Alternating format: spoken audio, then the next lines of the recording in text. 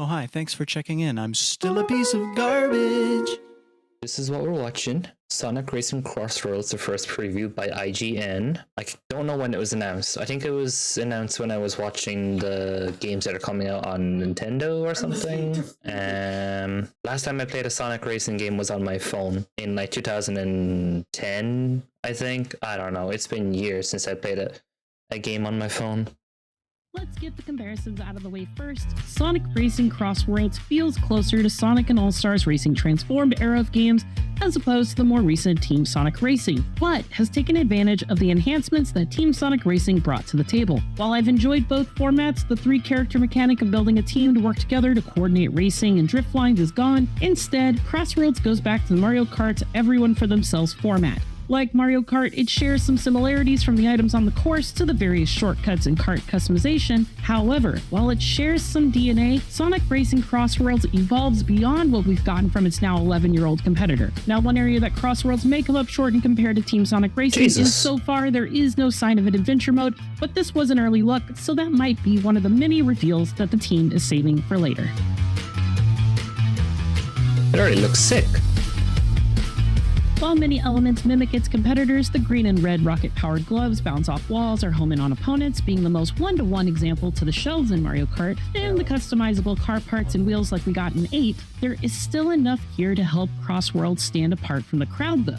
Plenty of the elements core to Sonic games, such as the various Wisp power-ups like Drill and Tornado, knock other racers away and defend you from incoming attacks. There were also magnets you could throw out as hazards which pull enemies towards them if they get too close, and their ultimate rubber band item to help those in lower positions catch up, the Monster Truck, which turns your car into a massive monster truck, knocks enemies away, and allows you to drive over all terrains without penalty. Beyond the items, Sonic Racing Crossworlds is all about, well, crossing worlds, with each race separated into the traditional 3 laps. Still, each lap feels different thanks to the marquee Crossworlds mechanic. At the end of the first lap, whoever is leading the pack will determine which course the second lap will take by driving through one of 2 giant travel rings that transport everyone seamlessly once they arrive at that point. The options for these are randomized, and sometimes one of the options itself is a randomizer, so not even the leader will know what to expect if they choose it. During my demo time, my second lap took me across stages themed with things like dinosaurs, pirates, or lava, where we spent most of the lap in a plane, another mechanic that I'll get to later. There are also modifiers for the second stage called Frenzy that will alter the lap, such as placing moving boost gates along the entire lap, or granting a maximum boost gauge after drifting for only a split second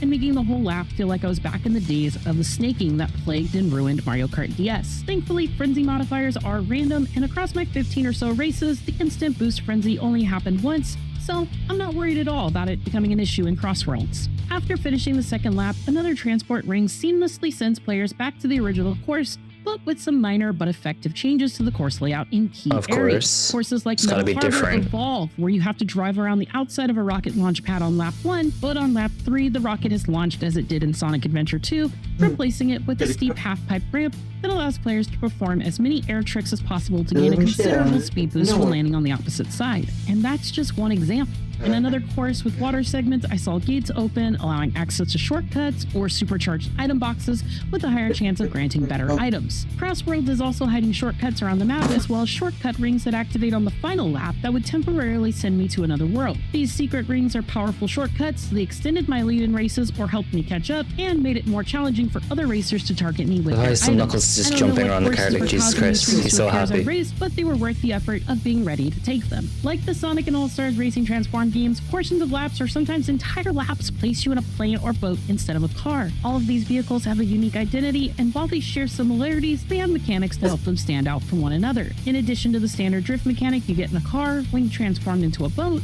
you have a charge mechanic that jumps it out of the water, giving another opportunity to perform air tricks for speed boosts, which can help you regain some speed after hitting a hazard or being tagged by an enemy's attack.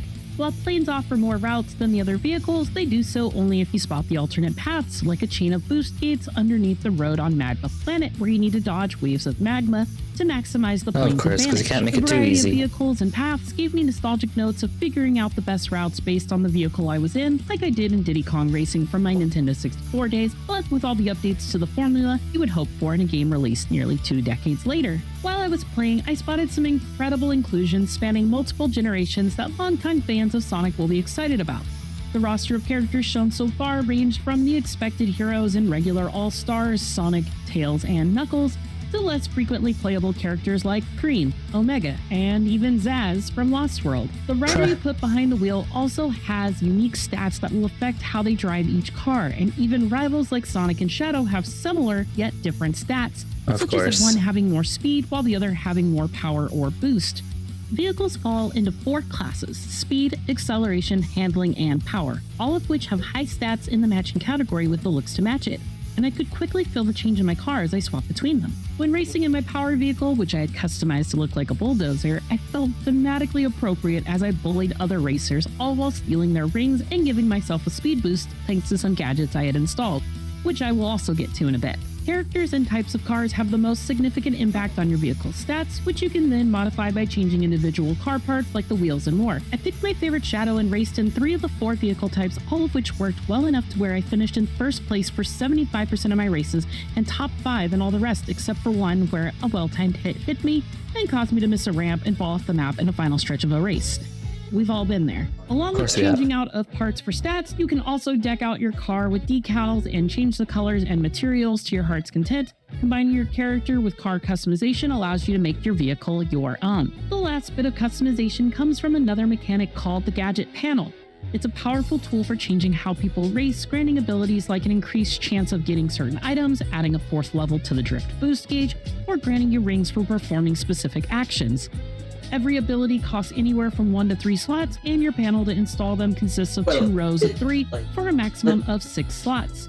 I started with only 2 slots, but after a few hours of racing, I increased this to 5, giving me more options to slot in new abilities that changed how I approached races. Early on, I had opted for an ability that allowed me to grab rings from a greater range, which took up a single slot, but later on I swapped to a pair of 2-slot abilities that would give me a boost when colliding with other racers while also stealing 10 rings from them to help me reach my top speed sooner and also slowing my competition. Fortunately for my competitors and unfortunately for me, they caught on to my antics thanks to the ability to see other racers' builds before a race, and shortly after implementing that strategy, nearly everyone else copied it, plunging our races into chaos like a 12-player game of bumper cars. Needless to say, this was a ton of fun as we all kept trying to ram into each other to get out in front of the pack. Even though it was just a short test drive with my favorite hedgehogs and friends, I am eager to see what else hasn't yet been revealed. The racing felt snappy and responsive, and each car customization operated as I expected. I felt like a superstar hitting enemies with well-timed items I unleashed, and the new Crossworlds mechanic was a blast, allowing me to learn courses